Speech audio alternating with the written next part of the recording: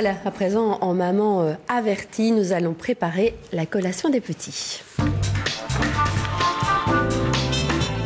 Vous mettez quoi le matin dans le cartable des petits pour la collation? Alors nous, on n'a pas vraiment le choix puisque c'est l'école qui l'impose. Le lundi, fruits aux légumes. Mardi, produits laitiers. J'ai déjà oublié. Le mercredi, c'est libre choix. Jeudi, céréales. Et puis on recommence fruits aux légumes. Donc, on fait ce que l'école nous dit. C'est vrai que c'est une chouette formule qui permet d'ailleurs de lutter contre l'envie aussi de paquets de chips, par exemple.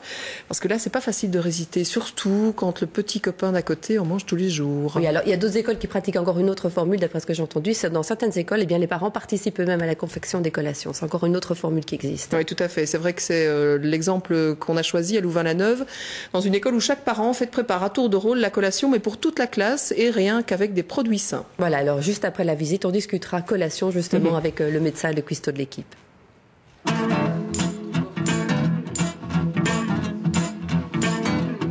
Fais pas ci, fais pas ça, viens ici, mets-toi là. Attention, prends pas froid ou sinon gare à toi. Mange ta soupe, allez, brosse-toi les dents. Touche pas ça, fais dodo, dit papa, dit maman. Fais pas ci, fais pas ça. Ah, tata, prout, cadet, à cheval sur mon bidet. Mets pas tes doigts dans les... Chacun, à son tour, aura un jour où il apportera la collation.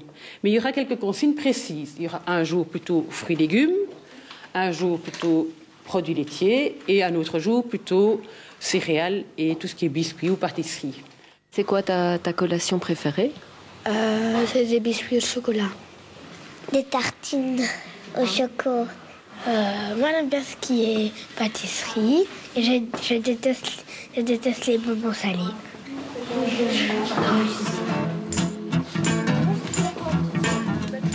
Le but, c'est de donner des habitudes alimentaires correctes aux enfants, parce que c'est vrai que pour eux, parfois, c'est plus facile d'apporter un chocolat, c'est plus tentant. Mais bon, pour la santé, on se rend bien compte que bon, c'est vraiment pas ce qu'il faut et qu'on essaye d'éduquer l'enfant en espérant qu'il fasse tache d'huile à la maison pour éduquer les parents aussi. Je mange souvent des pommes et puis après, souvent des poires aussi. Vous ne mangez pas du tout des bonbons? Aussi, un peu, mais... Ouais, faut pas exagérer parce qu'il faut pas en manger trop, il faut équilibrer parce qu'on a aussi quand même besoin de ça, mais en petite quantité. Et pourquoi est-ce qu'on ne peut pas manger des collations comme des petits gâteaux tous les jours? Je sais. Parce que sinon, c'est pas trop bon pour la santé et alors ça pourrait donner des caries aux dents. Pourquoi c'est important de manger des fruits et des légumes? Parce que c'est bon pour la santé, pour bien grandir, et c'est des vitamines aussi. C'est bon pour notre corps aussi. Le problème, ce sont les repas de midi, où là déjà on a essayé d'éveiller au niveau environnemental tout ce qui est les boissons dans des gourdes ou les emballages, boîtes à tartines. Et petit à petit, on essaye de les sensibiliser à ce qui est bon pour la santé. C'est pas toujours facile de voir que dans la boîte d'à côté, il y a des bonbons, alors que chez soi, il y a une pomme. Mais donc nous, en tant qu'adultes, on préconise la pomme plutôt que les bonbons. Mais on n'interdit pas les bonbons. Ça, c'est comme la liberté de chaque parent. À Saint-Nicolas ou des fêtes, on mange beaucoup de biscuits quand même. C'est la fête. Fais pas ci, fais pas ça, viens ici, mets-toi là. Attention, prends pas froid ou sinon gare à toi. Mange ta soupe, allez, brosse-toi les dents. Touche pas ça, fais dodo, dit papa, dit maman. Fais pas ci, fais pas ça. Voilà, une pause repas filmée et proposée par Martine Ernst a souligné encore que cette initiative existe bien sûr dans d'autres écoles. Et on vous voit sourire, Karine, à la vue de cette séquence. C'est le genre d'exemple qui vous rend enthousiaste plutôt? Mais oui, d'ailleurs, je n'ai plus rien à dire après la séquence. Non, c'est vrai que c'est une très bonne manière, je pense, de sensibiliser les enfants, les éveiller au goût, de sensibiliser les parents aussi. Mais bon, pour être complet, je dois quand même vous dire que les spécialistes de la nutrition sont très, très partagés sur l'idée de la collation. Il y en a qui disent que c'est pas une bonne idée. Et en France, on parle même très sérieusement de la supprimer. Mais pourquoi ? Mais un peu, à cause de son caractère systématique, on en donne à tous les enfants, or tout le monde n'en a pas besoin. Celui qui a pris son petit déjeuner à midi, par exemple, à 8 heures du matin, et qui va manger à midi, ben, en fait, il n'en a théoriquement pas besoin. C'est pas la même chose pour celui qui sera levé à 6h30, 7h, et qui doit attendre peut-être jusqu'à midi et demi, 1 heure pour manger. Donc voilà, ça c'est un petit peu le problème.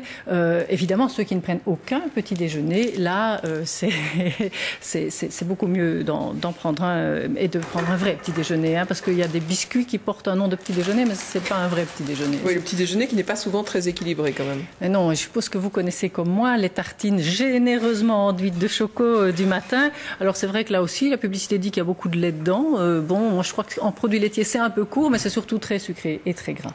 Donc sans parler, on parle pas des fruits aussi. Hein, il n'y a pas beaucoup de monde qui prend encore le temps d'éplucher un fruit le matin. Donc c'est vrai que la collation peut éventuellement venir apporter ce qui n'a pas été donné au petit déjeuner. Mais ça nous ramène quand même au même constat. Hein. C'est sur le petit déjeuner qu'il faut faire un effort, en fait. Alors, est-ce que vous avez quand même encore d'autres reproches adressés aux collations, indépendamment du laps de temps entre le petit déjeuner et le repas?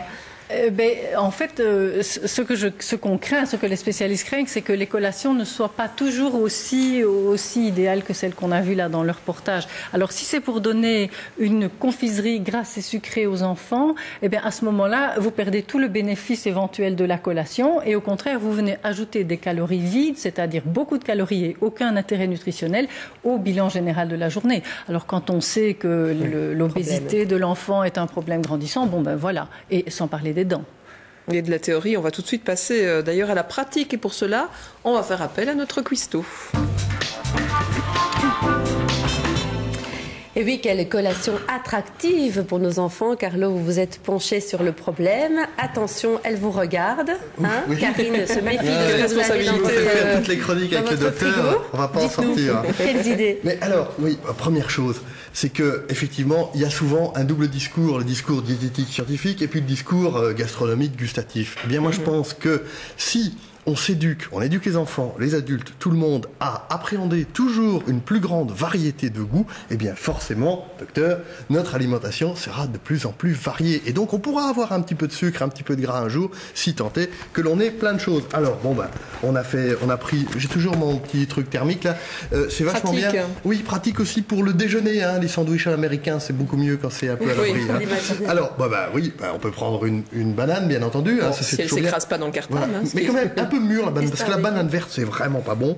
Hein. Alors des fruits de saison, hein, des poires, on a des pommes, et puis aussi il n'y a pas de honte à se promener à la cour de récréation avec son petit pot et sa petite cuillère. Donc, oui, en plus c'est bien parce que c'est au niveau environnemental, c'est quand même pratique aussi. C'est ça, il n'y a pas de déchets, pas de suremballage, une petite salade de fruits. Elle regarde, Karine, elle observe tout ce qui sort de cette manette. Pourquoi pas un petit yaourt le jour où on a pris la cuillère. Jusque-là, elle est d'accord. Voilà, elle est d'accord pour les raisins secs, plein de choses. Tous les fruits secs, aussi, voilà, les sels minéraux, il y a plein de choses, des oméga 3. Et en plus, c'est bon, c'est ça qu'il faut surtout insister sur le fait qu'il y a ce discours culpabilisant du oui, mais c'est bon pour la santé. Non, c'est bon tout court. C'est un petit peu plus gras les fruits secs, mais bon, une fois sur on en mange pas tous les jours et on n'en mange pas des quantité énorme. Et puis il faut manger des graisses, hein, docteur. Regardez, j'ai même amené des cacahuètes. Voilà. Regardez, j'ai amené des cacahuètes, mais des cacahuètes sans graisse ajoutée. Voilà, et le temps de les décortiquer et tout ça, l'enfant s'occupe et puis il mange moins peut-être. On peut faire un petit plan comme au zoo avec ce genre de choses. Voilà. Et alors aussi, les fruits secs, on peut aussi avoir ici des figues ou des abricots. Il n'y a pas de goût enfant. Ça n'existe pas. Moi, je pose la question. Il n'y a que les goûts que l'on apprend à domestiquer. Ah oui, l'amertume, parfois, c'est difficile, les bébés n'aiment pas. Mais sinon, les goûts, ça se domestique, ça s'apprend. Et franchement, quoi de meilleur que... En plus, la figue sèche, c'est sucré, ça a un goût de miel. Des bonnes figues sèches. Il y a quand même des choses un peu plus industrielles, là, quand même, dans certains cas. Oui, bien sûr. Mais d'abord, il faut pas être tout le temps parfait comme ça. On peut aussi prendre des biscuits tout faits, des petites choses avec des raisins dedans. Pourquoi pas du pain d'épices, et pourquoi pas de temps en temps aussi ces petites choses industrielles qui contiennent des fibres et des fruits, qui contiennent beaucoup de sucre toutefois, mais c'est, comme vous le disiez tout à l'heure, dans l'ensemble ça s'appréhende sur une semaine, sur un mois, mais il ne faut pas se nier, et puis de temps en temps, hein, alors le goûter à l'ancienne, oui, je crois que c'est vide là, il n'y a plus rien, alors le goûter à l'ancienne, emballé, non, on ne touche pas. Alors, emballé dans du papier alu. Donc, la tartine avec du pain complet. Et puis, un bon gros morceau de chocolat noir tout prêt. Le chocolat noir, d'accord ? Oui, tout à fait. Cela dit, évitez parce que c'est notre défi, c'est notre défi de la semaine. On a mis le papier alu. Mangez-nous ça, on préfère les petites boîtes à tartines et le chocolat. Karine, a priori, vous avez l'air plutôt satisfaite quand même de la démonstration de Carlo. Oui, mais je suis d'accord avec lui sur le fait qu'il faut varier. Voilà, c'est vraiment important. Apprivoiser les différents goûts. Oui. Même des litchis, pourquoi pas, c'est un goût tout à fait différent. Pas toujours facile à décortiquer quand même. Non, pas toujours facile, mais enfin, ça occupe, etc. Exactement. Et pour boire, dites-nous, on accompagne ça avec quoi? La boisson de base, idéalement, c'est l'eau. Vous savez qu'il y a des enfants qui ne boivent plus jamais un verre d'eau. Et de l'eau en bouteille ou du robinet, ça c'est un peu comme on veut, mais celle du robinet est très bonne. Alors, des produits laitiers, évidemment, ça vaut la peine. Les sodas, on oublie. Pas de canettes de soda, etc. On est bien d'accord, hein, Carlo? Oui, non, mais moi, et les jus de fruits, peut-être pas tous les jours non plus, parce qu'il faut quand même savoir que les jus de fruits, en fait, industriels, sont aussi sucrés et aussi acides que les limonades. Un petit peu de grenadine?